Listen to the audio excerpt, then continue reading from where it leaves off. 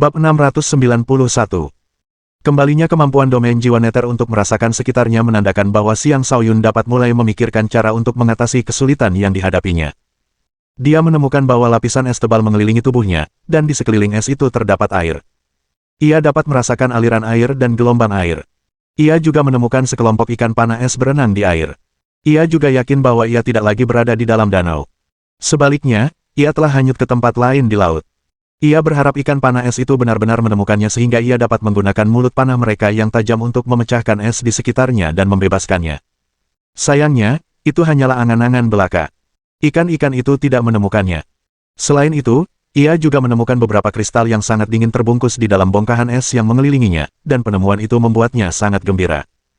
Ia tak sabar untuk mendapatkan kembali kendali atas tubuhnya, mengambil semua kristal itu, dan bertemu dengan kelompok Han Chen Fei. Ia ingin memperluas domain jiwa neternya untuk menyelimuti es di sekitarnya sebelum menggunakan rantai penjara neter kekaisaran untuk membebaskannya. Sayangnya, ia mendapati dirinya tidak mampu memperluas domain jiwa neternya. Lapisan es di sekitarnya telah sepenuhnya menekan kekuatan domain tersebut. Ia terpuruk dalam depresi ketika menyadari bahwa idenya tidak akan berhasil. Karena tidak ada pilihan lain, ia hanya bisa menenangkan pikirannya dan merasakan tubuhnya melalui meditasi. Ia berusaha sekuat tenaga untuk melewati masa sulit dan perlahan-lahan mendapatkan kembali hubungan dengan tubuh fisiknya. Lagi pula, itu adalah tubuhnya sendiri. Meskipun telah membeku, domain jiwa neter dan jiwanya telah pulih. Dia bisa menggunakan kekuatan jiwanya untuk mengisi kembali embun beku itu berulang kali, membangkitkan naluri dasar tubuhnya. Sayangnya, rencana ini tampaknya juga tidak berjalan dengan baik. Akhirnya, ia memikirkan rencana lain untuk memahami kedalaman es dan air. Hanya dengan begitu ia bisa membebaskan dirinya. Perlahan, jiwanya melantunkan mantra kehancuran. Dengan memanfaatkan pengalamannya sebelumnya dalam menggunakan mantra, ia secara bertahap membenamkan dirinya dalam keadaan pemahaman. Sebelum memasuki danau, ia telah memperoleh tingkat pemahaman tertentu tentang es dan air, terutama air. Meskipun tubuhnya terbungkus bongkahan es, ia masih bisa merasakan air di sekitar es tersebut. Berulang kali, ia memfokuskan perhatiannya pada aliran air dan sensasi es, perlahan, pemahamannya semakin mendalam. Ia bisa merasakan air menyapu es, mengubah lapisan terluar menjadi air. Pada saat yang sama, sebagian air tertinggal di atas es dan membentuk lapisan es lain. Itu seperti siklus abadi, es menjadi air menjadi es. Siklus es dan air mengajarkan Xiang Shaoyun tentang karakteristik dan perbedaan yang dimiliki keduanya. Pada akhirnya, ia sampai pada kesimpulan bahwa ketika air bertemu dengan dingin, ia menjadi es, sedangkan es dan panas akan menjadi air. Pada intinya, keduanya dianggap sebagai bagian dari kekuatan air. Mereka hanya memiliki bentuk yang berbeda. Setelah memahami hal itu, Xiang Shaoyun menyimpulkan bahwa ia seharusnya dapat mencari metode untuk mengubah bentuk air dan es kapan saja. Saat ia menemukan metode itu, ia akan dapat menggunakan air dan es sekaligus, dan hal itu mungkin akan memungkinkannya untuk memahami kedalaman es dan air. Hari demi hari, Xiang Shaoyun bermeditasi tanpa lelah menggunakan mantra kehancuran. Ia tak lagi menyadari berlalunya waktu. Pada hari itu, ia tiba-tiba mendapat inspirasi ketika mengamati gelombang pasang yang mengamuk. Air akan tenang saat tidak bergejolak, dan air akan menjadi ganas saat diaduk. Air akan membeku saat dingin, dan es akan mencair saat dipanaskan. Jiwanya yang suci terpaku pada dua konsep tersebut. Menggunakan kekuatan jiwanya seperti air, ia membentuk gelombang demi gelombang yang menghantam embun beku di dalam tubuhnya. Dengan menggunakan kekuatan jiwanya sebagai air, dia mengaduk air, memberinya kekuatan dahsyat, menyebabkannya menghangat. Dan dengan panas, es akan mencair. Dia mengoperasikan kekuatan jiwanya sesuai dengan kedalaman air. Akhirnya, dia perlahan-lahan melonggarkan embun beku di dalam dirinya, menyebabkan es mencair. Saat ia mengendalikan kekuatan jiwanya dengan cara seperti itu, darahnya tampak terpengaruh dan mulai mengalir perlahan sesuai dengan kedalaman air. Awalnya, darah mengalir perlahan, lalu akhirnya kecepatannya meningkat. Saat sirkulasi darahnya pulih, jantungnya mulai berdebar, dan akhirnya, ia memulihkan hubungan antara tubuh dan jiwanya. Ketika ia merasakan hal itu terjadi, ia mengerahkan kekuatan jiwanya untuk bergerak lebih cepat, mencoba untuk sepenuhnya memecahkan es yang menyelimuti tubuhnya. Darahnya mulai beredar dengan sehat sementara energi mengalir melalui meridiannya. Titik-titik akupunturnya bersinar terang, dan bersamaan dengan sirkulasi energi astral, bintang-bintangnya terbangun. Memanfaatkan kesempatan ini, Xiang Shaoyun mengaktifkan bintang apinya, membangkitkan api Yun dan menggunakannya untuk melepaskan sejumlah besar kekuatan api untuk mencairkan tubuhnya. Selama proses pencairan, dia bisa merasakan betapa dinginnya tubuhnya. Air berada pada suhu terendahnya ketika berubah menjadi es, dan tempat ini mengandung energi dingin yang ekstrim. Jika dia tidak dapat pulih sepenuhnya dari kedinginan itu, hal itu akan berubah menjadi luka tersembunyi yang akan terus mengganggunya. Meridian dan vitalitasnya akan menderita, dan tubuhnya tidak akan berhenti kehilangan vitalitas sampai dia meninggal. Saat tubuhnya pulih, ia segera menyebarkan metode kultivasinya dan memindahkan semua energi es di dalam tubuhnya ke bintang airnya. Air dan es memiliki asal yang sama, dan Xiang Shaoyun yakin ia dapat menguasai keduanya. Dengan demikian, bintang air akan menjadi wadah yang sempurna untuk energi dingin yang ekstrim. Benar saja, setelah memasuki bintang air, energi dingin yang ekstrim tidak bertentangan dengan energi air yang sudah ada di dalamnya. Sebaliknya, energi air tersebut diperkuat, memperoleh sedikit kekuatan embun beku. Xiang Shaoyun tidak punya waktu untuk mengamati perubahan-perubahan ini. Dia berusaha sekuat tenaga untuk pulih dan mendapatkan kembali kendali atas tubuhnya. Dia masih perlu memecahkan lapisan es di sekitarnya dan merebut kristal-kristal dingin yang ekstrim. Setelah berusaha keras, akhirnya ia mendapatkan kembali kendali penuh atas tubuhnya. Ia dengan cepat memurnikan beberapa tetes cairan petir untuk menyembuhkan luka-lukanya. Napas kura-kura hitam sebelumnya telah melukainya dengan parah. Jika bukan karena baju zirah yang rusak menahan sebagian besar benturan untuknya, seluruh tubuhnya pasti akan hancur. Dengan cairan petir itu, dia merawat lukanya dan perlahan pulih. Pada saat yang sama, ia juga memurnikan beberapa mata air jiwa untuk mengisi kembali kekuatan jiwanya. Ia bahkan memberi makan beberapa mata air jiwa kepada rune hantu yang masih hidup, memungkinkan mereka untuk pulih sepenuhnya. Sekali lagi, Xiang Shaoyun mampu menggerakkan tubuhnya. Dia tidak lagi membutuhkan perlindungan Yun Flame. Dia bahkan bisa langsung menyerap energi es di sekitarnya untuk meningkatkan kekuatan bintang airnya. Sekali lagi, dia menggunakan domain jiwa neternya untuk merasakan lokasi kristal-kristal yang sangat dingin. Begitu dia yakin akan lokasinya, dia tidak lagi menahan diri dan mulai menggali es di sekitarnya. Bab 692. Xiang Shaoyun berusaha sekuat tenaga untuk memecahkan es di sekitarnya, namun mendapati es itu sangat keras.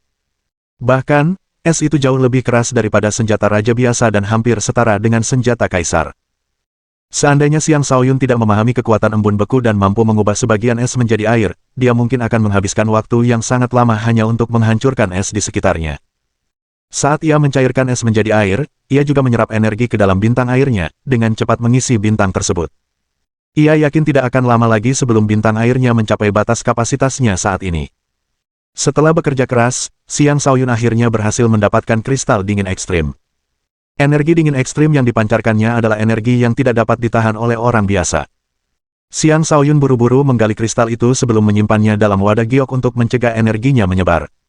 Kemudian dia melanjutkan pencarian kristal lainnya. Dia percaya bahwa kristal-kristal yang sangat dingin ini memiliki nasib yang sama dengannya, terbawa angin oleh kura-kura hitam dan bukannya terbentuk secara alami di sini. Setelah beberapa saat, Xiang Shaoyun mengumpulkan 8 kristal dingin ekstrim. Bisa dikatakan ini adalah panen yang cukup melimpah. Setelah selesai, gumamnya dengan puas, aku yakin dengan kristal-kristal ini, aku akan mampu menyelamatkan Han Qianwei dan Han Suewei. Kemudian, ia mulai menggali jalan keluar dari bongkahan es itu, dengan tujuan untuk segera pergi. Tidak butuh waktu lama baginya untuk membebaskan diri. Di luar, ia tidak tahu harus pergi kemana, jadi ia memutuskan untuk mengikuti arus air saat ia naik. Ia percaya bahwa setelah mencapai permukaan air, ia akan dapat menentukan arah mana yang harus dituju dan mencari kelompok Han Chenfei. Di atas gunung es, Han Chenfei dan para saudari telah lama meninggalkan danau.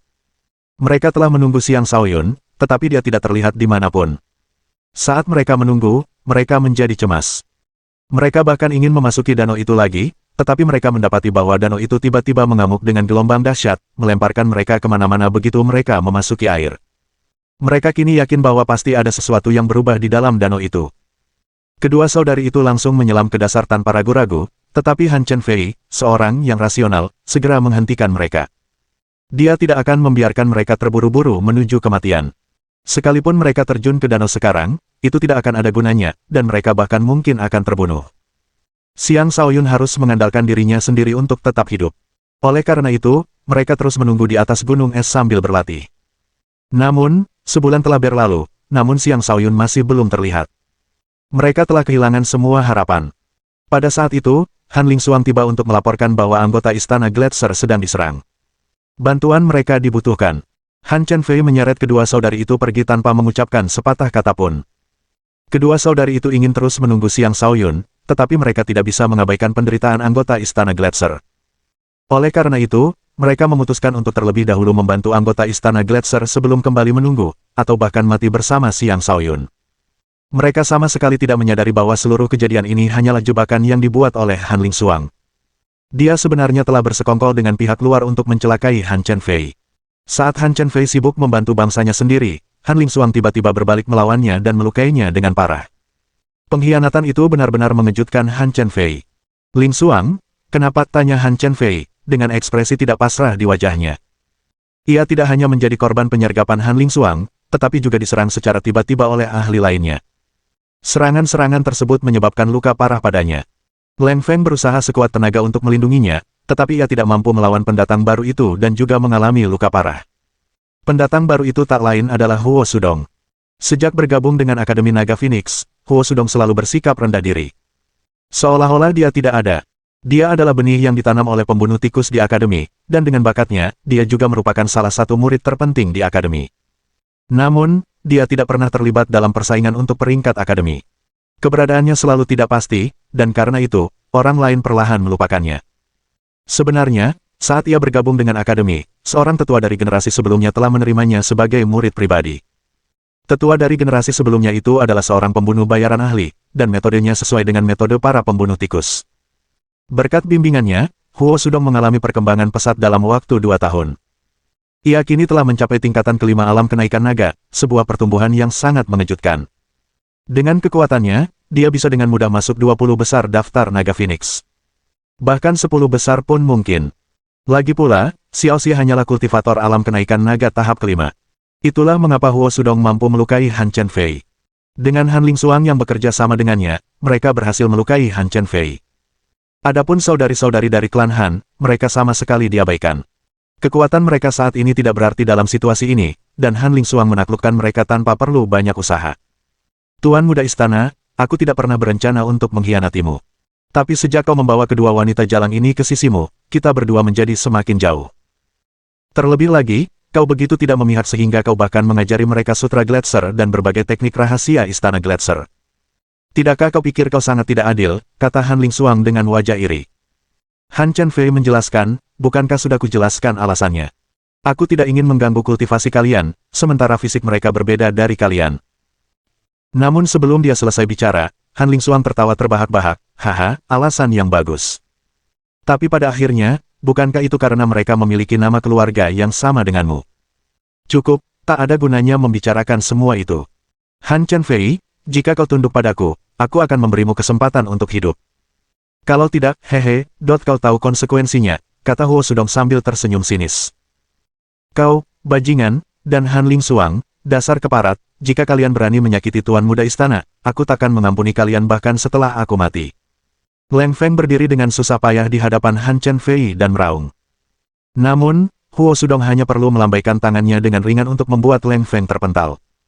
Tidak puas dengan itu, Huo Sudong bahkan menghunus belatinya dan mengarahkannya ke tenggorokan Leng Feng. "Tidak." Han Chenfei meraung dan mencoba membantu Leng Feng. Sayangnya, Han Lingxuang menghalangi jalannya. Speed. Dan begitu saja, Leng Feng dibunuh tanpa ampun.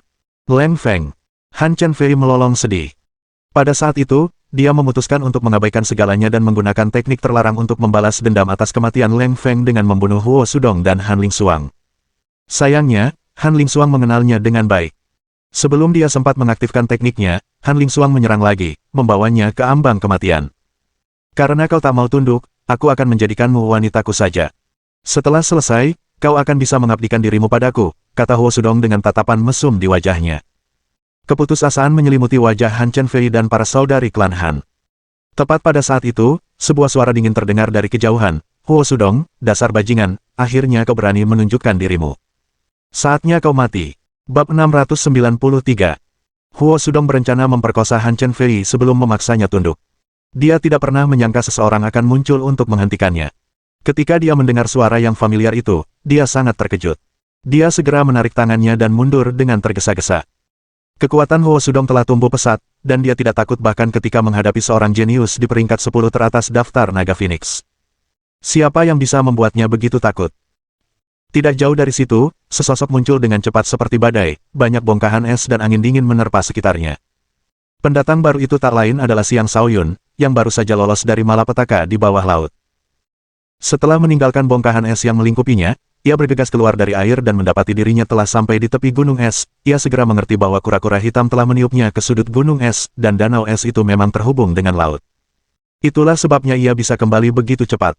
Namun sebelum ia dapat kembali ke danau, ia merasakan sesuatu sedang terjadi dan segera bergegas ke sana. Untungnya, ia tiba tepat waktu, atau keadaan mungkin akan menjadi sangat buruk bagi Han Chen Fei dan saudara perempuan Han. Itu Xiang Shaoyun. Sudong, kukira kau ingin membunuhnya. Dengan kekuatanmu saat ini, kau tidak perlu takut padanya, kata Han Lingsuang saat mengenali pendatang baru itu. Ekspresi Huo Sudong berubah, dan dia membentak, apa kau tahu? Bunuh saja mereka bertiga. Aku akan mengurusnya. Baiklah, Han Lingsuang mengangguk setuju dengan kilatan kejam di matanya. Dia menghunus pedangnya, bersiap untuk membunuh Han Chen Fei dan para saudari itu. Adapun Huo Sudong, dia memanggil boneka tempur alih-alih bertarung langsung dengan Xiang Shaoyun. Boneka yang dipanggilnya sebenarnya terbuat dari emas. Manusia emas itu sudah tidak hidup lagi, dan emas di tubuhnya tidak berkilauan. Tetapi dari tubuhnya yang kokoh, jelas bahwa itu adalah boneka tempur kelas penguasa. Dengan fisik seorang manusia emas, boneka ini mungkin cukup tahan lama untuk menahan serangan dari senjata penguasa. Untuk menghadapi boneka iblis penjara bawahmu, aku sendiri telah memohon kepada tuanku untuk mendapatkan boneka emas ini. Xiang Shaoyun, hari ini adalah hari kematianmu, teriak Huo Sudong dengan tatapan ganas di wajahnya. Boneka emas itu melangkah lebar saat mendekati Xiang Shaoyun, dan melemparkan tinju emas berkilauan ke arah Xiang Shaoyun. Dengan tubuhnya yang besar dan berat, boneka itu tentu saja jauh lebih lambat. Terlebih lagi, boneka ini hanyalah boneka tingkat penguasa tahap awal. Xiang Shaoyun menggunakan kekuatan angin dan niat gerak kaki untuk bergerak dengan kecepatan tinggi, melewati boneka itu tanpa membuang waktu untuk menghadapinya. Kini, karena baju zirah berat yang rusak itu tidak lagi menghalanginya, ia merasakan sensasi saat mulai berlari bahwa ia mulai memahami tahap penyusutan ruang dari niat gerak kaki. Bisa dikatakan bahwa saat ini ia memiliki kecepatan yang setara dengan kaisar di puncak kekuatannya. Sayangnya, ia tidak dapat menghentikan Han Lingsuang tepat waktu ketika wanita itu menyerang Han Chen Fei dan para saudari. Jika mereka mati, tak seorang pun dari kalian akan hidup. Xiang Shaoyun meraung marah. Mati. Han Lingsuang meraung dengan ekspresi mengerikan di wajahnya. Tepat ketika pedangnya hendak merenggut nyawa Han Chen Fei dan kedua saudari itu, Han Chen Fei melepaskan semburan energi es mengerikan yang mengelilingi mereka bertiga. Beku mutlak. Han Chen Fei melepaskan teknik itu dengan sisa kekuatan terakhirnya. Para saudari itu juga bekerja sama dengannya untuk lebih memperkuat pertahanan es, karena itu satu-satunya harapan mereka untuk bertahan hidup. Mendering. Pedang Han Lingsuang menghantam es dengan bunyi denting.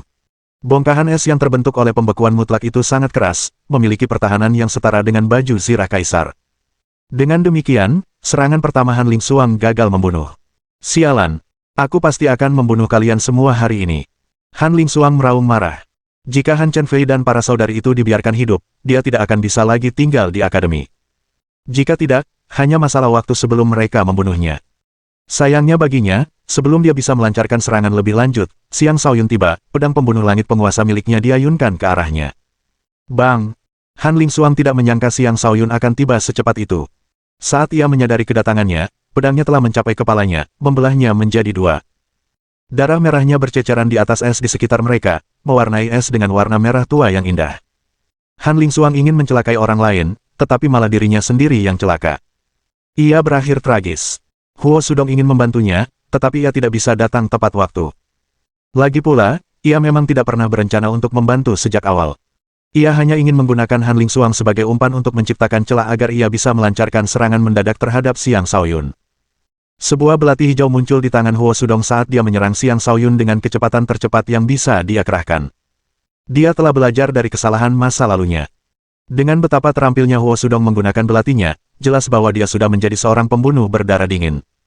Dia telah menyadari celah yang dimanfaatkan Xiang Shaoyun dan berniat membunuh dengan satu serangan. Namun, Mani tiba-tiba muncul dan melesat ke arah Huo Sudong seperti kilat. Tubuh Mani seukuran lengan, dan dia mampu bergerak tanpa terdeteksi. Karena Huo Sudong menyerang dengan terburu-buru dan Mani muncul tiba-tiba, Huo Sudong benar-benar terkejut.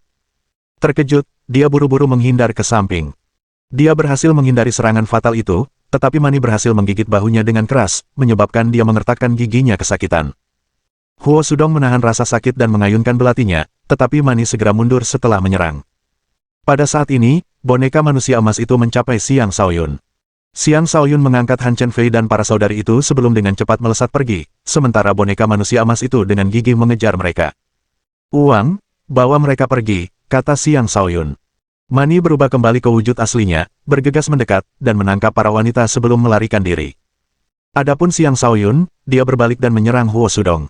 Boneka manusia emas itu tidak mampu berbuat apapun terhadap Xiang Shaoyun, membuat Huo Sudong kecewa.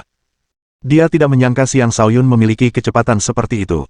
Huo Sudong, saatnya kau mati, kata Xiang Shaoyun sambil mengayunkan pedangnya.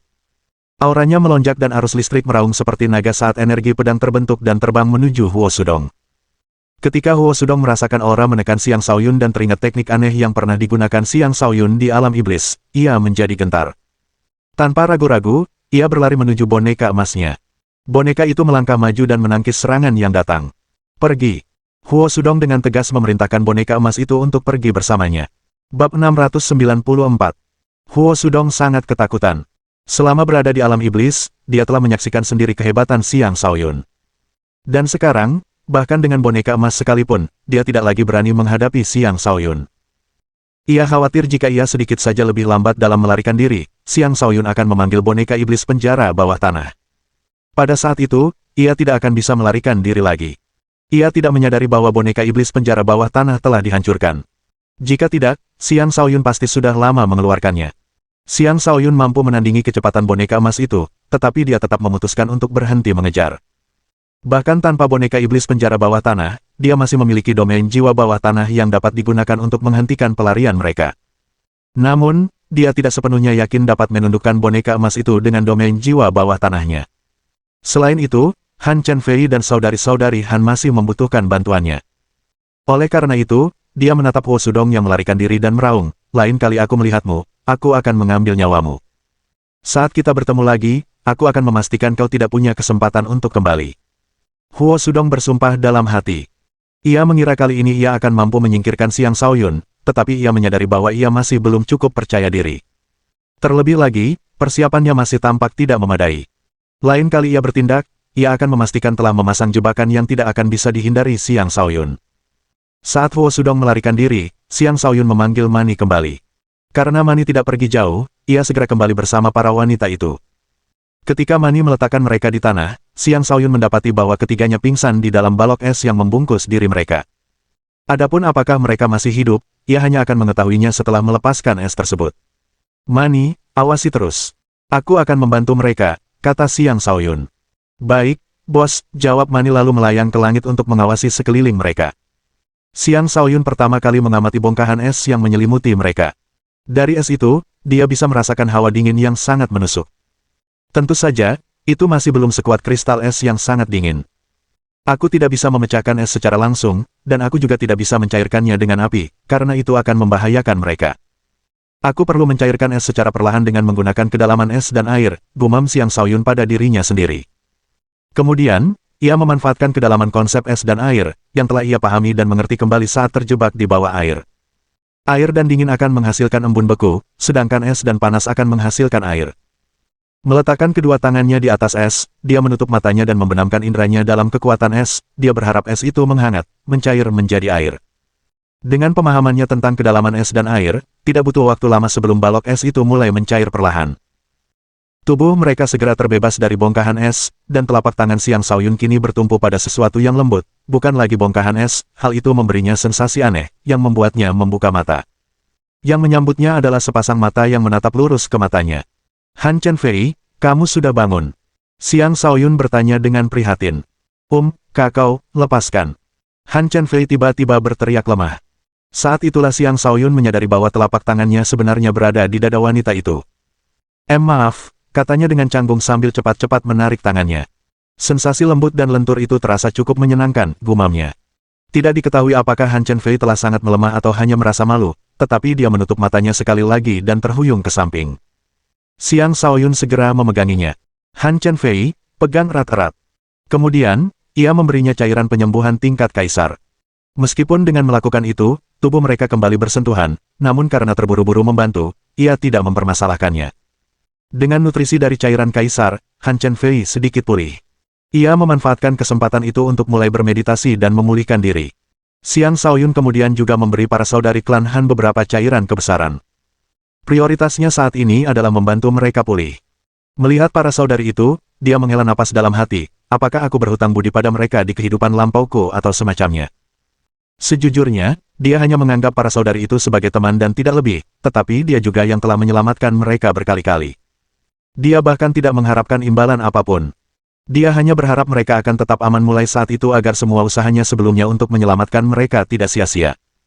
Setelah menyelesaikan semua itu, dia menunggu di samping dan berjaga-jaga saat mereka pulih. Dia memanfaatkan kesempatan itu untuk menyerap lebih banyak energi es dan air, berusaha sebaik mungkin untuk mengisi bintang airnya. Saat itu, tingkat kultivasi Huo Sudong lebih tinggi darinya. Xiang Shaoyun merasa telah meningkat pesat dalam 2 tahun terakhir, tetapi setelah bertemu Huo Sudong lagi, ia mendapati bahwa kesenjangan antara tingkat kultivasi mereka justru semakin melebar, membuat kerugian dari kultivasi 9 kekuatan semakin jelas. Seseorang yang mengkultivasi 1 kekuatan dapat memanfaatkan kekuatan tunggal itu sepenuhnya dan maju dengan cepat. Aku perlu memahami kedalaman ke-9 kekuatan itu secepat mungkin, putus Xiang Shaoyun. Dia sudah merasakan dengan jelas seberapa besar kekuatannya akan meningkat dengan memahami kedalamannya. Bintang airnya dipenuhi energi embun beku dan air. Tak lama lagi, bintang air itu akan mencapai tingkat yang setara dengan bintang gelap, mencapai batas tingkat kultivasinya saat ini. 3 hari berlalu begitu cepat. Han Chen Fei akhirnya terbangun. Wajah cantiknya pucat pasi, membuat siapapun yang melihatnya merasa iba. Terima kasih, Tuan Muda Xiang. Jika Anda tidak datang tepat waktu, saya bahkan tidak bisa membayangkan apa yang akan terjadi pada kami, kata Han Chen Fei dengan penuh rasa terima kasih. Xiang Shaoyun melambaikan tangannya. Jangan khawatir soal itu. Fokuslah pada pemulihan. Aku punya sesuatu yang bagus untuk kalian para wanita. Ekspresi kegembiraan terlintas di mata Han Chen Fei. Apakah kau berhasil? Hehe, kamu akan tahu setelah kamu sembuh, kata Xiang Shaoyun, membuat gadis itu penasaran. Han Chen Fei mengangguk dan sekali lagi memasuki proses pemulihan. Ia memiliki fisik es bawaan. Dengan energi es yang pekat di sini, ia akan mampu pulih dengan cepat. Adapun para saudari, luka mereka lebih ringan daripada miliknya, namun pemulihan mereka jauh lebih lambat.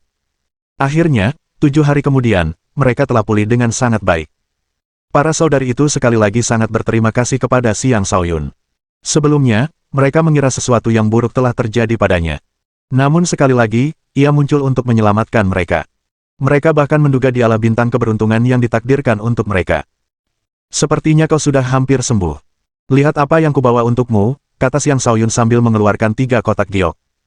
Han Chen Fei menerima kasus itu tanpa ragu-ragu dan segera membukanya. Ini adalah kristal yang sangat dingin, seru Han Chen Fei dengan kaget. Ia tak bisa menyembunyikan kegembiraan yang terpancar di wajahnya. Ya, apakah ini akan bermanfaat bagi Anda sekalian, tanya Xiang Shaoyun. Bab 695. Berguna. Tentu saja berguna. Han Chen Fei sangat gembira. Kristal dingin ekstrim terbentuk dalam jangka waktu lama ketika energi dingin ekstrim mengembun. Terlebih lagi, dengan bentuk kristalnya, penyerapan kita akan lebih mudah karena kita tidak perlu menyerap energi dingin ekstrim di bawah danau.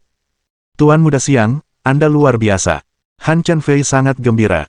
Kristal-kristal ini tidak hanya bermanfaat bagi para saudari, tetapi juga dapat membantu meningkatkan kekuatannya. Baguslah kristal-kristal ini bermanfaat. 1 untuk kalian masing-masing. Apakah itu cukup? Tanya Xiang Shaoyun. Tentu saja. Jangan meremehkan setiap kristal hanya karena ukurannya yang kecil.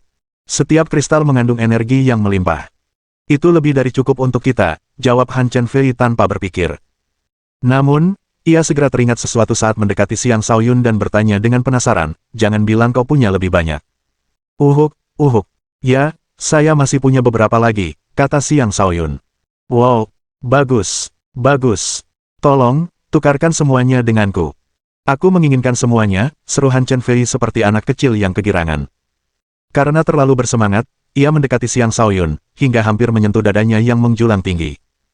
Hal itu mengingatkannya pada sensasi lembut yang pernah dirasakan tangannya sebelumnya, dan dalam hati, ia bergumam, betapa memikatnya wanita ini. Saya berencana menyimpan kristal-kristal itu untuk diri saya sendiri, jawabnya. Meskipun dia tidak fokus pada kultivasi es, dia masih bisa menyerap energi di dalam kristal dingin ekstrim. Lagi pula, dia telah memahami kedalaman es dan air. Dia pun bisa memanfaatkan kekuatan es dalam pertempuran. Selain itu, ia juga berencana menjual sebagian kepada para kultivator es di bawah Legion Overlord agar mereka dapat meningkatkan kekuatan mereka. Singkatnya, ia memiliki banyak kegunaan untuk kristal yang tersisa. Aku tidak peduli. Kau harus menjualnya padaku. Kalau tidak, jangan salahkan aku. Kau yang harus bertanggung jawab. Han Chen Fei mulai bertingkah seperti anak manja untuk mendapatkan keinginannya. Sejujurnya, Penampilannya saat ini cukup menggemaskan, sama sekali tidak seperti seorang ahli yang berada di peringkat 10 besar daftar naga Phoenix. Xiang Shaoyun tidak pernah membayangkan bahwa Han Chen Fei memiliki sisi seperti ini. Untuk sesaat, ia bingung harus berbuat apa. Aku harus bertanggung jawab atas apa? Tanya Xiang Shaoyun dengan tatapan kosong. Kau tahu apa yang kau lakukan? Han Chen Fei mendengus dingin, dengan ekspresi agak malu di wajahnya. Dalam hatinya, dia berpikir, berniat pergi setelah memanfaatkan aku. Jangan harap. Xiang Shaoyun mungkin akan menangis terseduh-seduh jika mendengar isi hatinya. Dia hanya secara tidak sengaja menyentuhnya saat mencoba menyelamatkannya. Apakah perlu membuat keributan karenanya?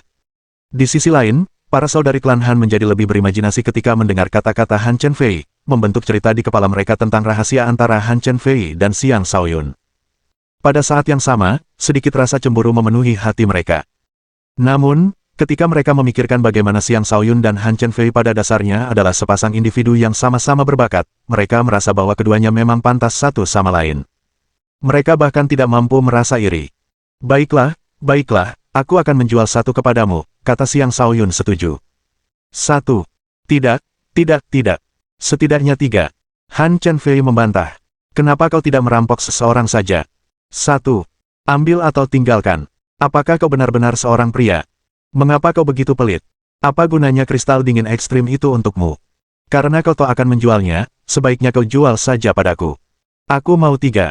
Tentu saja, jika kau punya lebih banyak, aku akan ambil semuanya. Nona muda ini tidak akan memperlakukanmu dengan buruk. Kau pikir kau beli sayuran biasa atau apa? 2. Itu batasku. Atau tidak sama sekali. Setelah negosiasi yang intens, Han Chen Fei akhirnya setuju untuk membeli hanya 2 kristal. Xiang Shaoyun merasa sangat dirugikan. Kristal-kristal itu miliknya, namun setelah dia setuju untuk menjualnya, Han Chen Fei tetap bertindak seolah-olah dialah yang menderita kerugian. Dengan pasrah ia mengeluarkan 2 kristal dingin ekstrim dan berkata, anggap saja 3 kristal pertama sebagai hadiahku. Apa yang akan kau gunakan untuk menukar kristal-kristal ini? Jika kau hanya akan menawarkan barang sampah, jangan repot-repot. Aku tahu kau menguasai 9 kekuatan berbeda dan membutuhkan banyak harta karun dari berbagai elemen. Aku punya obat kaisar berkualitas tinggi dari elemen air di sini. Aku juga punya beberapa barang kelas kaisar api yang kudapatkan secara tidak sengaja. Aku juga punya lebih banyak barang dari elemen lain. Kau bisa memilih sesukamu, kata Han Chen Fei sebelum menumpuk sejumlah barang di tanah. Masing-masing layak untuk seorang kaisar dan merupakan harta yang berharga. Tidak ada yang berkualitas rendah, tetapi di mata Xiang Shaoyun, barang-barang ini tidak ada artinya dan tidak dapat dibandingkan dengan nilai kristal dingin ekstrim. Atau, lebih tepatnya, barang-barang itu tidak terlalu berguna baginya. Aku tidak percaya Tuan Muda Istana Gletser yang hebat itu hanya memiliki barang-barang ini, berhentilah bersembunyi dan keluarkan beberapa barang yang benar-benar bagus, atau aku akan membatalkan transaksi ini, kata Xiang Shaoyun. Han Chen Fei mengangkat alisnya dan berkata, oh, Tuan, Anda punya nafsu makan yang besar, iya. Lalu dia mengeluarkan tumpukan barang lainnya. Ketika Xiang Shaoyun melihat tumpukan kedua, senyum puas akhirnya terbentuk di wajahnya. Pandangannya tertuju pada sebatang tanaman herbal dengan daun berbentuk segitiga. Batang tumbuhan itu ramping, namun daunnya lebar dan berbentuk segitiga. Warnanya hijau kekuningan dan bentuknya aneh, tetapi mengeluarkan aroma obat yang memikat. Tumbuhan itu dikenal sebagai jerami segitiga liar. Setiap daun memiliki khasiat obat yang berbeda. Bisa dikatakan bahwa setiap batangnya memiliki harga yang sama dengan beberapa tumbuhan herbal kelas kaisar terbaik. Selanjutnya, pandangannya tertuju pada buku panduan teknik pertempuran. Jejak yang menyelubungi langit gelap. Ini adalah teknik tingkat penguasa awal, yang mampu melepaskan kekuatan tempur yang luar biasa. Bagi seorang kultivator kegelapan, mendapatkan teknik pertempuran ini ibarat seekor harimau yang menumbuhkan sepasang sayap. Xiang Shaoyun tidak memiliki banyak teknik pertempuran tingkat penguasa, dan dia juga tidak memiliki teknik pertempuran elemen gelap. Karena itu, dia sangat ingin memilikinya. Bagaimana dengan ini? Teknik pertempuran ini dan jerami segitiga liar, serta beberapa obat kaisar lainnya, kata Xiang Shaoyun sambil menunjuk barang-barang yang diinginkannya. Dia tidak berencana menggunakan jerami segitiga liar itu untuk dirinya sendiri. Sebaliknya, dia mempersiapkannya untuk Vicious 1, Vicious 2, dan Vicious 3. Di bawah pengaruh kabut 9 warna, kekuatan garis keturunan mereka telah tumbuh pesat. Di masa depan, mereka akan menjadi pembantunya yang cakap. Karena itu, dia perlu mempersiapkan beberapa hal untuk mereka terlebih dahulu. Ketamakanmu tak pernah puas. Han Chen Fei menatap tajam Xiang Shaoyun. Baiklah, ambil saja. Aku tak mau repot-repot berdebat dengan orang pelit sepertimu. Wajah Xiang Shaoyun berubah pucat pasi. Dia benar-benar ingin berdebat dan bertanya bagaimana dia bisa disebut pelit padahal dia telah memberi mereka 3 kristal secara cuma-cuma. Setelah mengambil apa yang diinginkannya, dia memberikan 2 kristal kepada Han Chen Fei. Apa rencanamu selanjutnya? Tanya Xiang Shaoyun. Tepat ketika Han Chen Fei hendak menjawab, dia menunjuk ke belakang Xiang Shaoyun dan berseru dengan ekspresi gugup, "Tuan Muda Xiang, apa itu di belakang Anda? Kita harus pergi." Bab 696. Setelah mendengar kata-kata Han Chen Fei, Xiang Shaoyun bahkan tidak repot-repot menoleh. Sebaliknya, dia mengirimkan inderanya dan segera melihat apa yang sedang terjadi. Di belakangnya, sejumlah besar serigala es telah muncul, dengan seekor serigala es tua di depan. Serigala tua itu kemungkinan besar adalah pemimpin kelompok tersebut. Tubuhnya sangat besar dan kokoh, dan tidak menjadi lemah meskipun sudah tua.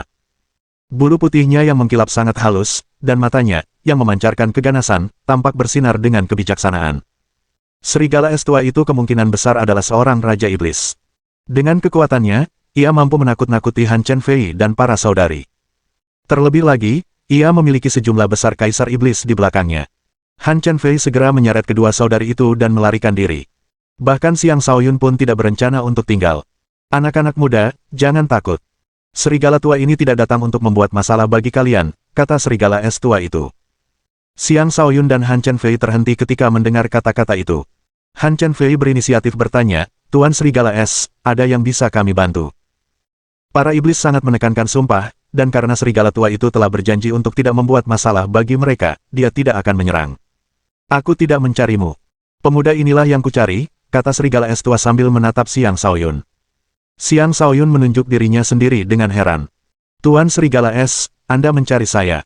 "Ya. Aku perlu membicarakan sesuatu denganmu." "Bisakah kita bicara?" tanya serigala es tua itu. Dalam hati, Xiang Shaoyun memutar matanya, "Lihatlah keributan yang kau buat. Beranikah aku menolak?" "Baiklah, karena kalian mencarinya, kami permisi dulu," kata Han Qianwei sambil buru-buru menyeret kedua saudari itu pergi. Han Qianwei dan Han Suewei enggan pergi, tetapi mereka tahu mereka tidak bisa berbuat apa-apa. Karena itu, mereka pergi bersama Han Chen Fei. Wanita yang tidak setia itu. Xiang Shaoyun menggerutu dalam hati. Kemudian dia menatap serigala es tua itu dan berkata, "Tuan Serigala Es, ada yang bisa saya bantu. Katakan padaku, dan aku tidak akan ragu untuk membantu jika aku mampu." Sambil berbicara, dia menepuk dadanya, menunjukkan ekspresi bahwa dia pasti akan menepati janjinya. Serigala es tua itu bertanya, "Kau sudah bertemu dengan Dewa Es, kan?" "Dewa Es? Anda berbicara tentang kura-kura hitam?" tanya Xiang Shaoyun dengan heran. "Sepertinya kau benar-benar sudah bertemu dengannya." "Aku tahu dia ada di sini untuk menjaga bangsanya," kata serigala es tua itu dengan tatapan penuh kekaguman. Serigala es tua itu mengangkat kepalanya dan melolong. Serigala-serigala es lainnya melakukan hal yang sama, memenuhi seluruh gunung es dengan lolongan mereka. Para murid yang berlatih di daerah itu sangat ketakutan, karena mereka mengira serigala-serigala itu akan menyerang. Ketika serigala-serigala itu akhirnya berhenti melolong, serigala es tua itu memohon, "Karena kau bisa selamat dari pertemuan dengan Dewa Es, itu hanya berarti bahwa Sang Dewa sangat menghargaimu. Bisakah kau membawaku menemui Sang Dewa? Aku ingin mengatakan sesuatu kepadanya." Xiang Shaoyun berkeringat dingin saat berpikir, "Membawamu kepadanya. Lebih baik aku membawamu untuk melihat hantu. Jika tuan muda ini melihat kura-kura itu lagi, aku mungkin akan mati." Xiang Shaoyun terbatuk dan mulai mengarang cerita. Dewa Es sangat benci diganggu. Dia telah tertidur dalam kultivasi. Siapapun yang berani mengganggunya akan dihukum dengan kematian yang mengerikan. Serigala es tua itu mempercayai setiap kata dan menghela napas. Benar, Dewa Es tidak akan mudah menunjukkan dirinya. Jika dia menunjukkan dirinya, kalian manusia mungkin akan lenyap dari tempat ini. Karena kalian bisa menghadap Dewa, itu berarti Dewa menyetujui kalian. Di masa depan, kalian adalah tamu kehormatan para serigala es, anggap saja ini sebagai hadiah dari kami untuk pertemuan pertama kita. Setelah mengatakan itu, serigala es tua itu memuntahkan sesuatu. Tumpukan yang dimuntahkannya adalah semua harta karun elemen es dan air, seperti bunga kabut es, karang biru, cangkang tepi spiral, dan sebagainya. Sebagian besar harta karun ini berkelas kaisar, tetapi beberapa di antaranya sangat langka sehingga kaisar manapun akan mendambakannya. Xiang Shaoyun tidak pernah membayangkan bahwa kebohongan sederhana akan memberinya keuntungan seperti itu. Untuk sesaat, dia bahkan merasa agak malu menerima hadiah-hadiah itu. "Tuan Serigala Es, Anda terlalu sopan, saya sama sekali tidak membantu Anda," kata Xiang Shaoyun dengan sopan, tetapi tindakannya menunjukkan hal sebaliknya saat ia menyimpan semua harta karun itu, seolah-olah ia takut serigala es tua itu akan mengingkari janjinya. "Tidak, Hanya dengan memberitahuku bahwa Dewa Es masih hidup saja sudah merupakan anugerah besar, kata serigala es tua itu. Dengan Dewa Es di sini, kami, para serigala es, akan selamanya berada di bawah perlindungannya. Klan kami akan terus ada selamanya. Barulah saat itu Xiang Shaoyun menyadari betapa tingginya kedudukan kura-kura hitam di antara serigala es. Jangan khawatir. Sang Tuan semakin kuat, dan dia akan terus hidup dan menjaga tempat ini selamanya. Xiang Shaoyun hanya bisa terus berbohong, membantu mereka mempertahankan keyakinan mereka. Benar saja, serigala es tua itu mulai melolong kegirangan. Selanjutnya, serigala tua itu bahkan mengajak Xiang Shaoyun untuk berkultivasi di atas gunung es. Saat ini, energi es di sana jauh lebih padat. Dengan perlindungan serigala es, dia tidak perlu takut akan gangguan dari binatang buas lainnya. Dengan gembira, Xiang Shaoyun segera menyampaikan rasa terima kasihnya. Setelah serigala es tua itu memberi perintah kepada para serigala es lainnya, mereka pun bubar. Adapun Xiang Shaoyun, dia pergi mencari Han Chen Fei dan para saudari. Mereka berada di pinggiran luar gunung es dan telah berkumpul dengan anggota istana Gletser lainnya. Mereka sedang mempertimbangkan untuk pergi. Kau ternyata tidak sampai tercabik-cabik oleh serigala es. Beruntung sekali, kata Han Chen Fei sambil tersenyum. Wanita, kau benar-benar kejam, kata Xiang Shaoyun. Tapi mengapa kau pergi? Kami sudah berada di sini lebih dari sebulan. Baik Qian Wei maupun Sui Wei telah menggunakan seluruh poin kontribusi mereka. Jika kami tetap tinggal, mereka akan dihukum, kata Han Chen Fei. Tapi kita belum menyelesaikan masalah mereka. Bagaimana kalau begini? Aku punya cukup banyak poin kontribusi, jadi aku bisa mensponsori mereka. Belum terlambat bagi mereka untuk pergi setelah masalah ini sepenuhnya terselesaikan. Lagi pula, tempat ini cocok untuk kultivasi mereka, dan serigala es telah setuju untuk membiarkan kita berkultivasi di wilayah mereka. Mereka akan memberi kita perlindungan. Ini adalah kesempatan langka, kata Xiang Shaoyun dengan murah hati. Tawaran itu sangat menyentuh hati para saudari tersebut. Bahkan Han Chen Fei melihat Xiang Shaoyun dari sudut pandang yang baru. Baiklah, aku akan tinggal di belakang bersama mereka. Bisakah kau membantuku dan menyuruh yang lain kembali? Tanya Han Chen Fei. Tidak masalah, Xiang Shaoyun setuju. Bab 697. Xiang Shaoyun mengatur agar Han Chen Fei dan para saudari berlatih di wilayah serigala es, dia juga memberikan semua poin kontribusinya kepada para saudari. Sebelumnya, dia mengumpulkan poin kontribusi agar bisa memasuki 9 zona kultivasi. Tetapi sekarang karena dia bisa masuk secara gratis, dia tidak terburu-buru untuk mengumpulkan lebih banyak poin. Bagaimanapun, dia sudah banyak membantu para saudari itu, jadi sebaiknya dia menyelesaikan pekerjaannya. Para saudari itu sangat terharu, dan mereka bersumpah akan mati untuknya jika diperlukan. Maka, Han Chen Fei dan para saudari itu tinggal di belakang sementara Xiang Shaoyun membawa anggota istana Gletser pergi. Tidak diketahui apakah akademi tersebut memiliki kesepakatan dengan makhluk-makhluk di laut, tetapi mereka tidak diserang selama perjalanan pulang. Kelompok itu langsung kembali ke akademi. Xiang Shaoyun pergi dengan bintang airnya yang terisi penuh. Selanjutnya, dia kembali ke vilanya untuk memberitahu anggota Overlord Legion bahwa dia selamat. Di vilanya, ia mengetahui bahwa Zhuge Zantian telah memasuki hutan purbakala sementara Maki Hao dan yang lainnya telah pergi menjalankan misi untuk mendapatkan poin kontribusi. Hanya Lady Sura yang tinggal untuk menjaga villa dan berlatih kultivasi. Setelah menerima harta karun elemen emas dari Xiang Shaoyun, Lady Sura telah bekerja keras untuk memasuki alam kenaikan naga tahap ketiga. Saat ini, dia hanya selangkah lagi menuju keberhasilan. Xiang Shaoyun tidak ingin mengganggunya, jadi dia memanggil anggota yang menguasai kekuatan api. Dia akan memasuki pegunungan api selanjutnya.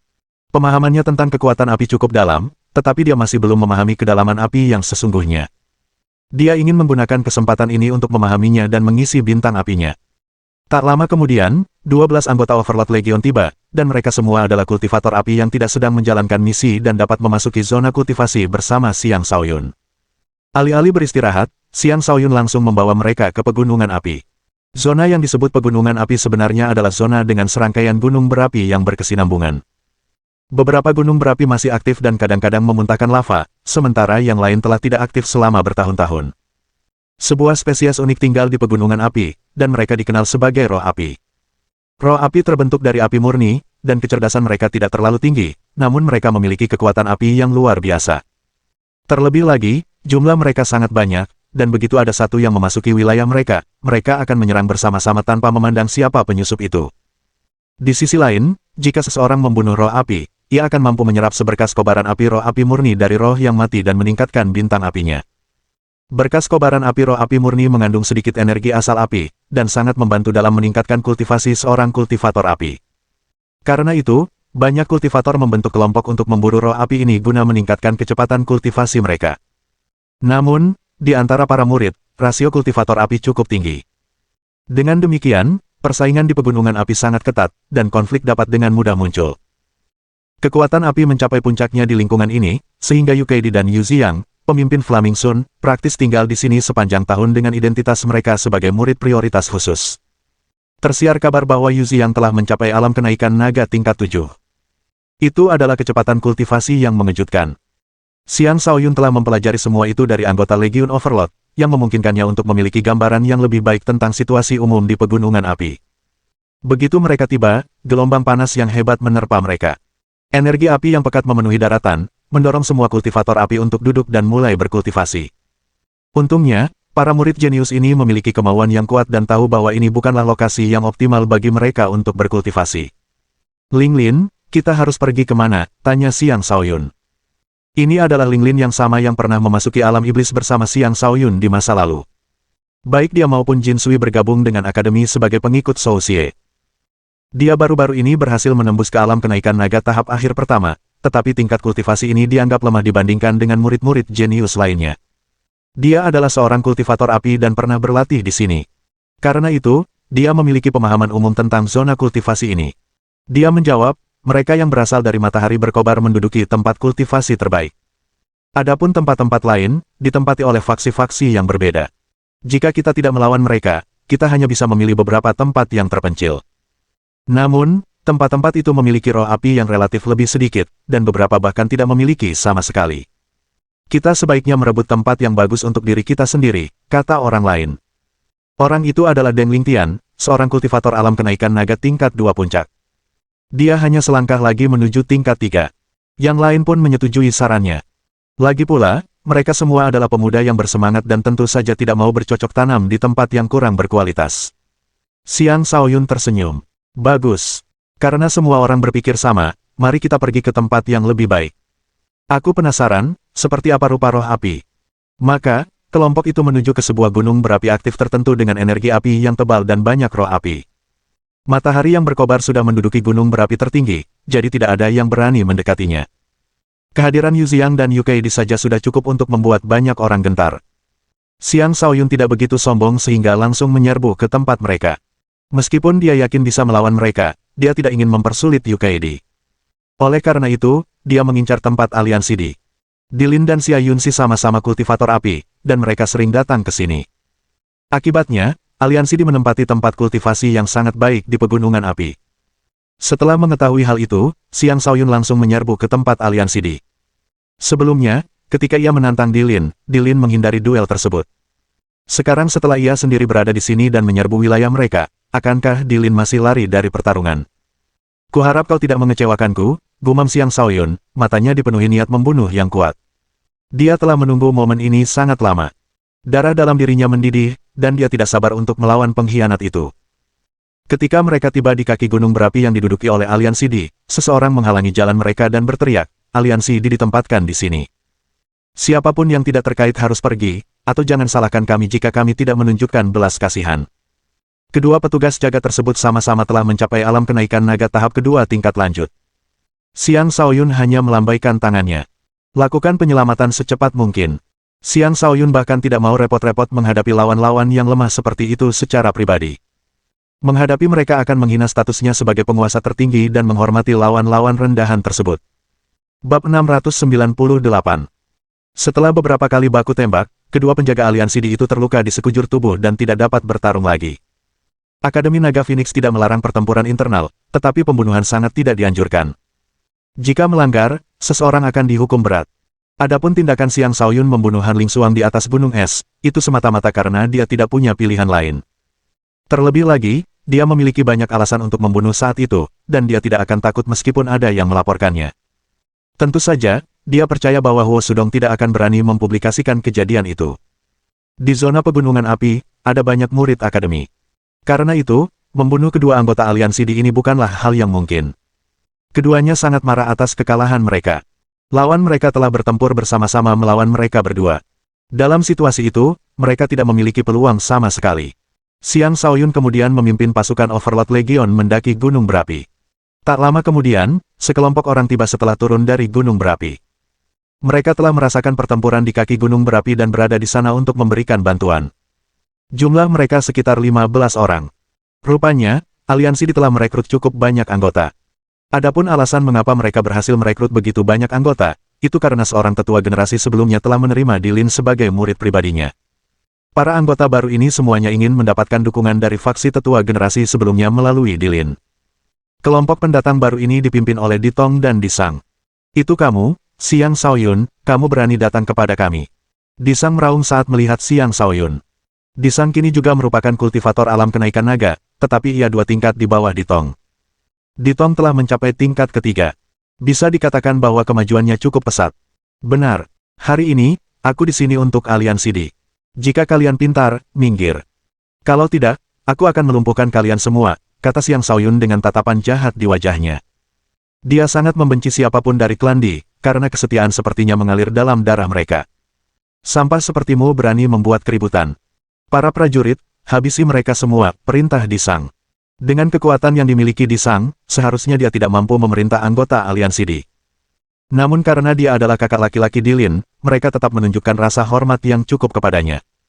Serahkan Xiang Shaoyun padaku. Kalian urus yang lain, kata seorang pemuda bersenjata pedang sambil menyerbu maju.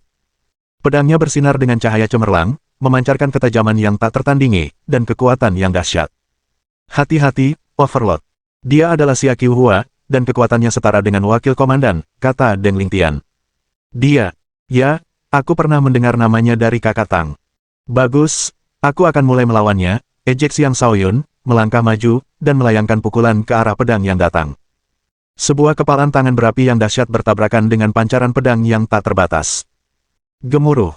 Sebuah ledakan dahsyat terjadi, dan percikan api menyebar kemana-mana. Tabrakan itu seperti sinyal yang memulai pertempuran antara pihak lain saat orang-orang aliansi menyerang orang-orang Legiun Overlord. Bunuh. Bunuh bajingan-bajingan ini. Disang meraung seolah-olah dia sudah gila. Aku paling benci orang berisik sepertimu, kata Xiang Shaoyun dengan nada tidak senang sambil tiba-tiba mempercepat gerakannya dan menghindari Xia Qiuhua. Dia bergegas menuju Disang. Kakak ke-8, hati-hati. Ditong terus berada dekat dengan Disang, dan dia memiliki waktu reaksi yang cukup baik. Meskipun begitu, dia tetap tidak mampu menghentikan serangan mendadak Xiang Shaoyun, karena serangannya terlalu cepat. Seharusnya orang tahu bahwa Xiang Shaoyun adalah seseorang yang telah mulai memahami tahap kedua dari niat gerakan kaki, yaitu mengecilkan ruang. Ditambah dengan kekuatan bintang anginnya dan tanpa mengenakan baju besi berat, dia sekarang secepat kaisar tingkat puncak. Seperti hantu, dia muncul di belakang Disang dan mencakar jubahnya, meraung, kau ingin membunuhku. Akan kubunuh kau duluan. Dibatian dan saudara-saudaramu akan meratapi kematianmu. Xiang Shaoyun, kau berani melukai saudaraku yang ke-8. Di sampingnya, Ditong meraung ketakutan sambil menyerang dengan segenap kekuatannya. Namun, Xiang Shaoyun mengabaikannya, dan dengan jari-jarinya mencekik leher Disang, yang sudah memasang ekspresi memohon, dia memelintir lehernya. Retakan. Suara nyaring terdengar. Leher Disang patah sepenuhnya, dan dia menghembuskan napas terakhirnya. Bukankah membunuh sesama murid dilarang di Akademi Naga Phoenix? Apakah Xiang Shaoyun akan mengambil risiko hukuman hanya untuk membunuh Disang? Tentu saja tidak. Tidak mungkin dia akan dihukum karena membunuh Disang. Disang bahkan bukan murid Akademi. Identitas aslinya di Akademi adalah pengikut Dilin. Pembatasan dan perlindungan Akademi tidak berlaku untuk para pengikut. Karena itulah, Xiang Shaoyun tidak keberatan membunuh Disang untuk melampiaskan sebagian amarahnya. Klan Di tidak hanya merebut sekte Ziling darinya, tetapi juga mengejarnya tanpa henti. Kesabarannya mulai menipis, dan hari ini, dia akhirnya meledak dengan niat membunuh yang membara. Serangan Ditong mengenai Xiang Shaoyun, tetapi 6 lapisan lempengan emas telah terbentuk di sekelilingnya.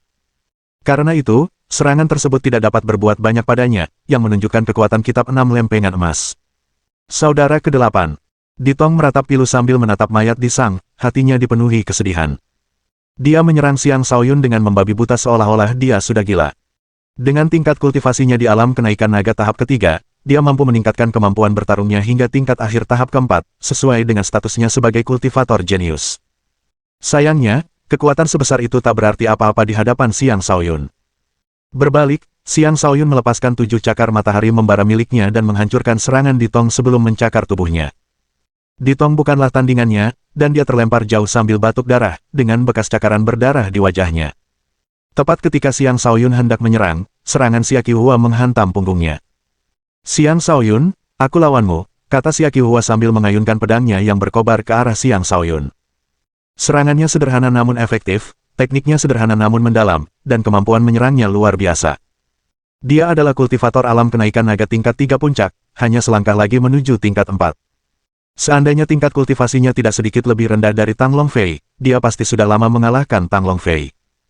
Sekarang, dia berada di peringkat ketiga dalam daftar Jiao Luan dan bahkan memenuhi syarat untuk menantang beberapa orang di daftar Naga Phoenix. Xiang Shaoyun dapat merasakan ancaman Xia Qiuhua, tetapi dia tidak gentar. Sebaliknya, dia melancarkan serangkaian serangan cakar ke depan. 7 cakar matahari yang membara, sikap penghancur dunia. Xiang Shaoyun sudah mampu menggunakan 3 jurus terakhir dari 7 cakar matahari terik. Oleh karena itu, teknik tersebut terlihat jauh lebih kuat daripada saat ia menggunakannya sebelumnya. Bab 699. Baik aliansi di maupun Legiun Overlord tidak menyangka Xiang Shaoyun akan membunuh saat menyerang. Tindakannya membunuh sangat mengejutkan mereka semua.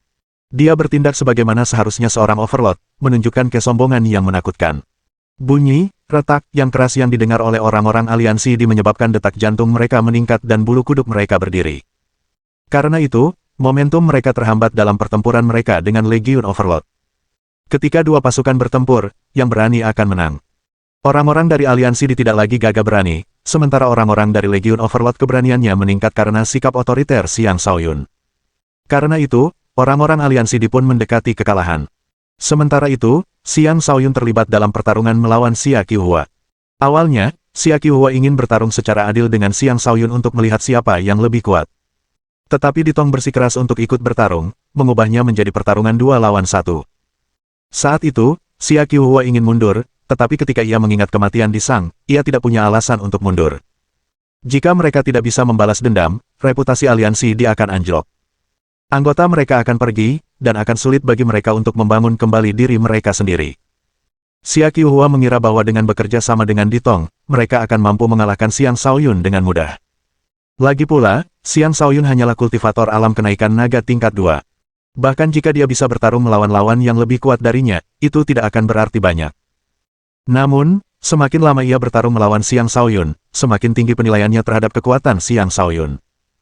Tanpa baju zirah berat yang membebaninya, kecepatan dan kemampuan menyerang Xiang Shaoyun menjadi jauh lebih menakutkan. Cakar-cakarnya bergerak kemana-mana, meninggalkan bekas cakaran di sekitarnya, menunjukkan kekuatan penghancur yang mengerikan. Kekuatan Yun Flame membuat cakar-cakarnya semakin menakutkan, karena begitu terkena, akan sangat sulit untuk menghilangkan apinya. Meskipun serangan sederhana Xia Qiuhua sangat kuat, dia tetap dipaksa mundur berulang kali oleh Xiang Shaoyun, serangannya berulang kali hancur. Adapun Ditong, keadaannya bahkan lebih buruk. Meskipun dia bertarung dengan sekuat tenaga, Xiang Shaoyun hanya perlu memanfaatkan kecepatannya untuk menghindar dan meninggalkan banyak luka pada Ditong. Seandainya bukan karena peraturan akademi, dia pasti sudah membunuh Ditong juga. Tentu saja, bahkan jika dia tidak bisa membunuh, dia tetap akan melampiaskan amarahnya dan memukuli Ditong dengan cukup parah. Paling tidak, dia perlu menanamkan bayangan di hati Ditong dan menciptakan hambatan mental yang akan mempersulit kemajuannya di masa depan. Dengan satu cakar, darah menyembur keluar dari lengan Ditong. Dengan cakar lainnya, daging terkoyak dari pahanya. Dengan cakar selanjutnya, retakan muncul di baju zirahnya. Setiap cakar sangat kuat dan mendominasi, dan energi apinya menyerang dan merusak meridian Ditong. Ditong meraung seperti babi yang disembelih. Seluruh tubuhnya berlumuran darah, tampak sangat menyedihkan. Adapun Xia Qiuhua, ia terpaksa menyaksikan Ditong disiksa, serangannya bahkan tidak mampu menyentuh ujung pakaian Xiang Shaoyun. Kebencian memenuhi hatinya. Xiang Shaoyun, terima seranganku. Xia Qiuhua sangat marah. Dengan raungan, dia melemparkan pedangnya. Mengendalikan pedang.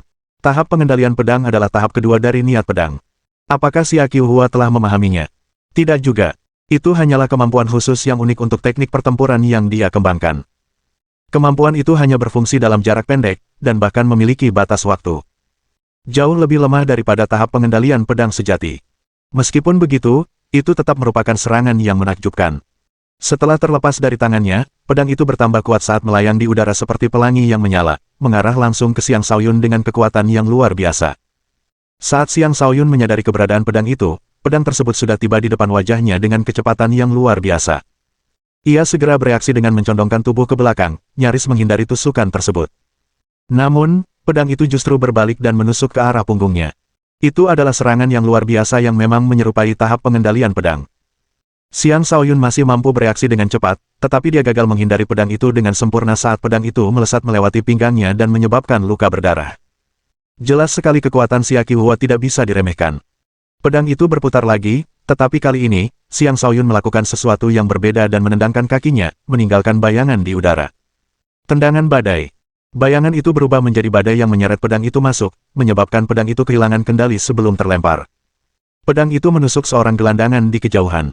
Namun saat itu, Xia Qiuhua telah mendekati Xiang Shaoyun. Menggunakan jari-jarinya sebagai pedang, dia mengiris tenggorokan Xiang Shaoyun. Teknik membunuh dengan jari pedang. Dia benar-benar menyandang gelar ahli pedang. Bahkan saat menggunakan jari-jarinya sebagai pedang, dia masih bisa melepaskan energi pedang yang sangat tajam. Lebih jauh lagi, dia menyerang dengan pengaturan waktu yang cerdik, menyerang saat Xiang Shaoyun sedang sibuk dengan pedangnya. Tepat ketika Xiang Shaoyun hampir terbunuh, 6 lempengan emas muncul, menghalangi pedang jari tersebut. Pembantu penjahat, enyahlah. Xiang Shaoyun meraung dan mencakar lawannya dengan kedua tangan. Sepasang telapak tangan berapi mencakar Xia Qiuhua, yang tidak sempat mundur. Darah menyembur dari luka yang cukup dalam hingga memperlihatkan tulang-tulangnya di lengannya, rasa sakitnya begitu hebat sehingga ia hampir tidak mampu melakukan serangan lagi. Tepat ketika Xiang Shaoyun hendak menyerang dan melumpuhkan Xia Qiuhua, energi pedang melesat ke arahnya dari jarak yang tidak jauh. Serangan pedang itu bahkan lebih kuat daripada serangan Xia Qiuhua. Berwujud awan api, serangan itu sangat merusak. Xiang Shaoyun segera merasakan ancaman di balik serangan itu dan terpaksa melepaskan Xia Qiuhua dan menjauh. Saat dia menatap penyerang baru itu, matanya berbinar dengan niat membunuh yang lebih kuat. Xia Yunxi. Pendatang baru itu tak lain adalah Xia Yunxi, wanita yang pernah sangat dicintai Xiang Shaoyun. Wajahnya lembut dan rambutnya terurai di udara. Ia melayang turun sementara kerudung muslimnya yang tipis berkibar lembut tertiup angin. Ia bagaikan peri, sosoknya anggun dan temperamennya elegan, membuat dunia di sekitarnya redup di hadapan kecantikannya. Selama 2 tahun terakhir, kekuatannya telah berkembang pesat. Dia sekarang adalah kultivator alam kenaikan naga tahap keempat. Temperamennya juga telah berkembang, dan dirinya yang dulu tidak dapat dibandingkan dengan dirinya yang sekarang. Tentu saja, tidak mengherankan jika dia mencapai ketinggian seperti itu. Dia memiliki fisik bintang 8 tingkat menengah. Bahkan di seluruh akademi, fisiknya dianggap sangat baik. Satu-satunya alasan dia tidak begitu terkenal adalah Dilin. Dia secara sukarela mengorbankan ketenaran untuk menjadi wanita pendiam di belakang Dilin. Xiang Shaoyun, hentikan, kata Xia Yunxi. Dia menatap Xiang Shaoyun dengan tatapan yang rumit. Dulu, dia menganggap pemuda ini sebagai pemboros yang tidak berguna, itulah sebabnya dia meninggalkannya dan memilih Dilin. Ketika fisik Xiang Shaoyun terungkap, dia sangat terkejut dan bahkan merasa sedikit menyesal. Namun sudah terlambat baginya untuk mengubah pikirannya. Karena itu, dia tidak punya pilihan selain menyembunyikan penyesalannya. Dia berusaha sebaik mungkin untuk membantu Dilin, berharap dapat menekan Xiang Shaoyun. Tetapi sekarang, tampaknya Xiang Shaoyun menolak untuk mati. Dilin telah berulang kali merencanakan untuk membunuhnya, tetapi semua upaya itu gagal, dan Xiang Shaoyun telah tumbuh hingga mencapai titik di mana dia dapat menjadi ancaman. Bab 700. Menatap Xia Yunxi, mata Xiang Shaoyun berbinar penuh penghinaan. Hehe, ini wilayah Akademi Naga Phoenix. Hak apa yang kau miliki untuk menghentikan kami berkultivasi di sini? Mau aku hentikan? Mudah saja. Pergi, dan aku tidak akan mempersulitmu. Tentu saja, kau juga bisa memilih untuk mengalahkanku dan mengusirku. Yunxi, bunuh dia. Dia membunuh saudara ke-8. Ditong, yang terbaring di tanah tidak jauh dari situ, berbicara dengan susah payah. Xia Yunxi sedikit termenung mendengar itu, emosi yang rumit melintas di matanya. Dia tidak pernah membayangkan bahwa Xiang Shaoyun benar-benar berani membunuh. Sepertinya dendamnya terhadap Xiang Shaoyun telah mencapai tingkat yang tidak bisa lagi dihapus. Ayo, bunuh aku. Jika kau bisa membunuhku, aku janji Akademi tidak akan menuntut pertanggungjawabanmu, kata Xiang Shaoyun sambil memberi isyarat kepada Xia Yunxi, dengan ekspresi gila di wajahnya. Dahulu, ia memiliki perasaan tulus terhadap Xia Yunxi. Namun yang ia terima hanyalah pengkhianatan dari Xia Yunxi dan Dilin, dan hatinya hancur berkeping-keping. Sejak saat itu, hatinya berkobar dengan api balas dendam. Tanpa membunuh mereka, ia tidak akan mampu memadamkannya. Sudah 6 tahun. Mari kita lihat seberapa banyak perkembanganmu, kata Xia Yunxi sambil menghela napas. Sebelumnya, dia masih memikirkan cara untuk mengurangi kebencian Xiang Shaoyun terhadapnya, berharap dia masih mencintainya. Dengan begitu, mungkin masih ada harapan baginya untuk memperbaiki hubungan mereka. Sayangnya, semakin dalam cinta, semakin dalam pula kebencian. Karena Xiang Shaoyun pernah sangat mencintainya, kini dia membencinya lebih lagi. Ayo, aku tak akan mengecewakanmu, kata Xiang Shaoyun sambil membentuk posisi cakar dengan kedua tangan, menatap Xia Yunxi dengan ekspresi tenang. Dia menduga Dilin mungkin tidak ada di sini hari ini. Kalau begitu, dia akan mengalahkan Xia Yunxi terlebih dahulu. Api menyelimuti seluruh tubuhnya. Emosi ceria yang dipancarkan Yun Flame kepadanya menyebabkan niat bertarungnya meningkat. Dulu dia menganggapnya sebagai kekecewaan. Sekarang, dia sendiri yang akan mengajarinya betapa salahnya dia selama ini. Api biru membubung di sekitar Xia Yunxi, memberinya tatapan iblis. Dengan gerakan pergelangan tangannya, dia menyerang dengan pedang di tangannya. Saat pedang itu menusuk, gumpalan api biru yang berdenyut menyebar di sekitar Xiang Shaoyun. Sekilas tampak biasa saja, tetapi tiba-tiba semuanya meledak satu demi satu seperti petasan, membanjiri area di sekitar Xiang Shaoyun dengan cahaya biru yang menyilaukan. Api biru yang digunakannya jelas bukan api biasa. Melainkan, itu adalah jenis api unik yang sangat kuat dan mengancam. Pada saat ini, api Yun, di dalam Xiang Shaoyun, memancarkan kegembiraan seolah-olah tidak sabar untuk melahap semua api di sekitarnya untuk meningkatkan kekuatannya. Setelah mendapatkan benih api iblis, Yun Flame telah berevolusi ke tingkat yang lebih tinggi. Kekuatannya jelas tidak lebih lemah dari api yang dimiliki Xia Yunxi. Meskipun serangan luar biasa itu mengejutkan Xiang Shaoyun, semuanya masih terkendali. Setelah menerima serangan itu, dia mengulurkan kedua tangannya, dan telapak tangannya mengeluarkan daya hisap yang kuat, menarik semua api biru ke dalam tubuhnya. Pemandangan itu sangat mengejutkan Xia Yunxi, yang telah mendekatinya untuk menindaklanjuti serangan sebelumnya. Kamu memiliki api tingkat tinggi, seru Xia Yunxi dengan takjub. Sekarang kau tahu. Giliranku menyerang, kata Xiang Shaoyun dengan dengusan dingin sambil mencakar dengan kedua tangannya, mengelilingi Xia Yunxi dengan cakar tajamnya. Energi cakar merah gelap itu didukung oleh api Yun, dan memancarkan perasaan menekan yang jauh lebih kuat daripada api biru Xia Yunxi. Setiap serangan Xiang Shaoyun sangat cerdik, hanya menargetkan titik vital Xia Yunxi. Dia tidak menahan diri hanya karena dia bertarung melawan seorang wanita cantik. Xia Yunxi dapat merasakan niat membunuh Xiang Shaoyun. Niat itu begitu kuat hingga rasa takut muncul di dalam hatinya. Untungnya, dia bukanlah seorang pengecut dan masih mampu melindungi bagian vital tubuhnya dengan teknik pedangnya. Namun, serangan Xiang Shaoyun terlalu ganas dan tajam. Serangan-serangan itu sangat sulit untuk ditangkis, dan akhirnya, sebuah serangan cakar mengenai bahunya. Sehelai kain robek dan darah mewarnai bahunya menjadi merah. Bagaimana dia bisa sekuat itu? Kukira berlatih 9 kekuatan akan mengurangi kemampuan bertarungnya. Xia Yunxi bertanya-tanya dalam hati. Ia segera mundur sambil memikirkan cara untuk merebut inisiatif. Jika ini terus berlanjut, kekalahannya akan pasti. Sayangnya, Xiang Shaoyun terlalu cepat.